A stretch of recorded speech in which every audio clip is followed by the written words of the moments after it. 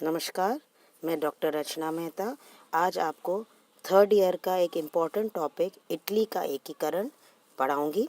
इसका पीरियड है 1850 से लेकर 1870 तक। इससे पहले हमने जर्मनी का एकीकरण पार्ट 1 और पार्ट 2 में किया था।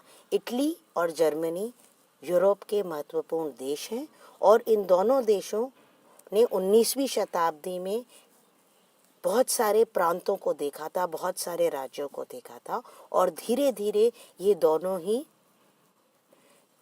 एक का एकीकरण होता है 19वीं शताब्दी के अंतिम दशकों में। तो आज हम इटली की कहानी पढ़ेंगे कि किस प्रकार इटली का एकीकरण 1815 से 1870 के बीच में हुआ।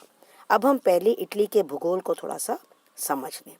इटली के जो राज्य हैं वो इस प्रकार से थे कि पूर्व में जो महत्वपूर्ण राज्य थे वो थे सार्डिनिया पीडमोंट का राज्य जो सेवाय वंश के अधीन था। मध्य में पोप का राज्य था जो कि एक स्वतंत्र राज्य था और पूर्व में लोम्बार्डी और वेनेशिया जैसे राज्य थे जो ऑस्ट्रिया के अधीन थे या ऑस्ट्रिया का उन पर प्रभुत्व था। दक्षिण में नेपल्स और सिसिली के राज्य थे जो कि बोरबोन वंश के थे। अब मैं वापस रिपीट करती हूँ। मध्य में पोप, पश्चिम में सार्डिनिया पीडमोंट, पूर्व में लोम्बार्डी और वेनेशिया के राज्य और दक्षिण में नेपल्स और सिसिली के राज्य। ये सभी राज्य अलग अलग स्वतंत्र राज्य थे। तो 19वीं शताब्दी के पूर्वार्ध में इटली के एकीकरण में अनेक बाधाएं थीं। सबसे महत्वपूर्ण जो बाधा थी वो था pope.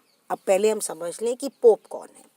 Pope Roman Catholic church का सर्वोच्च धर्माधिकारी था और पोप रोम में रहता था और वहां पर उसे एक स्वतंत्र रूप से राज्य करता था। पोप के राज्य को यदि इटली में मिलाने का प्रयत्न किया जाता तो यूरोप के समस्त रोमन कैथोलिक जनता इससे नाराज होती थी। क्योंकि पोप के राज्य को यूरोप के अलग अलग राज्यों का समर्थन प्राप्त था। इसके अलावा इतने सारे छोटे छोटे राज्य थे इसलिए वहां पर राष्ट्रीय चेतना का अभाव था। दूसरा जो प्रमुख बाधा थी वो थी ऑस्ट्रिया और मेटरनिक। ऑस्ट्रिया राज्य और मेटरनिक वहां का चांसलर।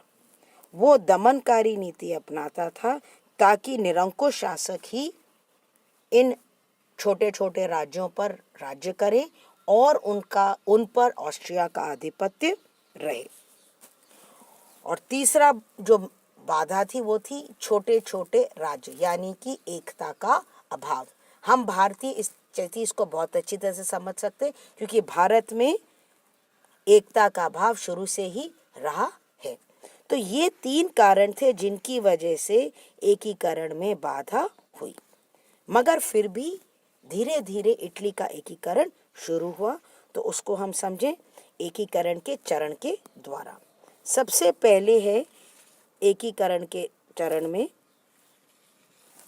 कार्बोनारी या गुप्त संस्था। अब ये कार्बोनारी क्या थी, इसका क्या विद्रोह हुआ, इसको समझने की आवश्यकता है। कार्बोनारी जो थी वो एक गुप्त संस्था थी और इस गुप्त संस्था ने 1820 और 21 में महत्वपूर्ण योगदान दिया जब वहां पर विद्रोह हुआ। नेपल्स में कार्बोनारी संस्था ने विद्रोह किया और पीडमोंट में 1821 में विद्रोह हुआ, मगर ऑस्ट्रिया ने इनका दमन कर दिया। इसके बाद 1830 का विद्रोह हुआ। जब फ्रांस में क्रांति हुई तो उसका प्रभाव यूरोप के अन्य देशों में भी पड़ा। इस क्रांति के प्रभाव से पोप के राज्य परमा और मेडोना में विद्रोह हुआ, मगर एक बार फिर ऑस्ट्रिया ने विद्रोहियों का दमन कर दिया। अब हम आते हैं एक बहुत ही महत्वपूर्ण व्यक्ति को समझने के लिए, और वो है मैज़ीनी, जिसका समय था 1870 से 72 के समय में उसने बहुत ही महत्वपूर्ण कार्य किया।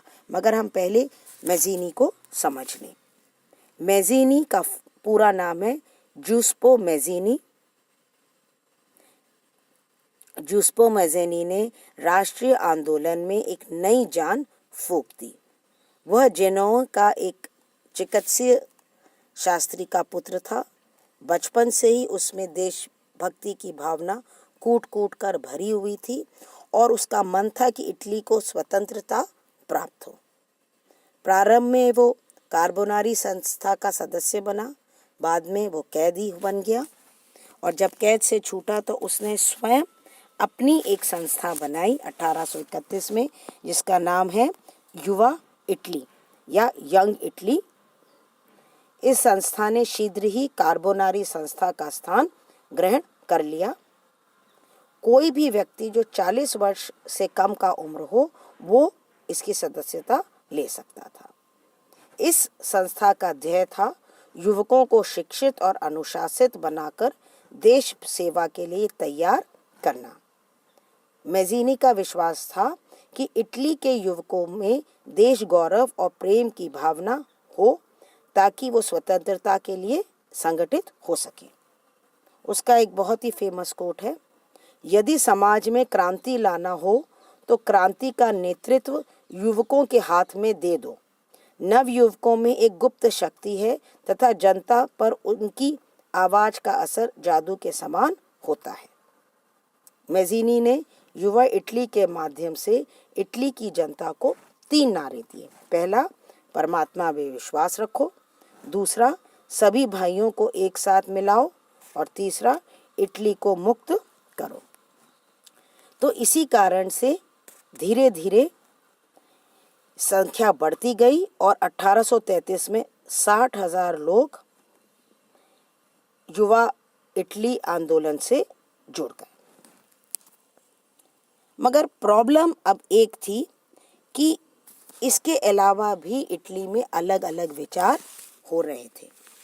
फॉर एग्जाम्पल, कुछ जो लोग थे वो ये मानते थे कि इटली में उदारवादी राजतंत्र होना चाहिए, पीडमोंट के शासक के नेतृत्व में, और वो शासक उस समय था चार्ल्स एल्बर्ट। कुछ चाहते थे कि पोप, जो नवम पोप था, वो इटली को नेतृत्व प्रदान करे। तो इस तरह से अलग अलग था। 23 मार्च 1848 में सार्डिनिया के शासक चार्ल्स एल्बर्ट ने इटालियन वासियों को ऑस्ट्रिया के विरुद्ध युद्ध करने की घोषणा कर दी। ये समय ऐसा हुआ था जब ऑस्ट्रिया से मेटरनिक वियना छोड़कर चला गया था। परमा, मोडेना, टस्कनी की सेना जगह जगह साथ मिली और सार्डिनिया की ओर से युद्ध में उन्होंने भाग लिया। इस युद्ध के संबंध में कैटलबी, जो एक बहुत महान इतिहासकार है, उसने लिखा है, इटली के स्वाधीनता संग्राम का एक नया दौर आरंभ हुआ। अब तक इटली का संघर्ष विद्रोहों तथा आंदोलन तक ही सीमित था, किंतु अब उसने राष्ट्रीय युद्ध का रूप धारण कर लिया। पीडमोंट के शासक ने घोषणा की कि सभी का केवल एक ही कर्तव्य है कि ऑस्ट्रिया के विरुद्ध युद्ध छेड़ दे।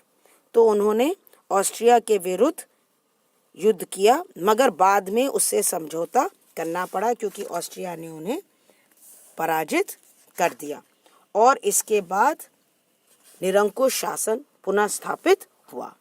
मगर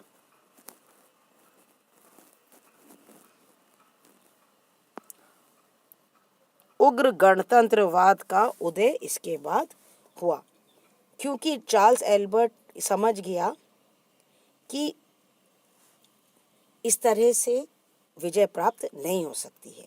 मेज़िनी ने घोषणा की कि राजाओं का युद्ध समाप्त हो गया है, अब जनता का संघर्ष आरंभ होना चाहिए। तो इस प्रकार मेज़िनी के नेतृत्व में रोम में विद्रोह हुआ, पोप भाग खड़ा हुआ और 1849 में रोम में गणतंत्र की स्थापना हुई। फ्लोरेंस और टस्कनी में भी गणतंत्र स्थापित हुआ। ऑस्ट्रिया के साथ समझौता हुआ और उसके बाद हम देखते हैं सार्डिनिया पीडमोंट में भी परिवर्तन आता और विक्टर इमैनुअल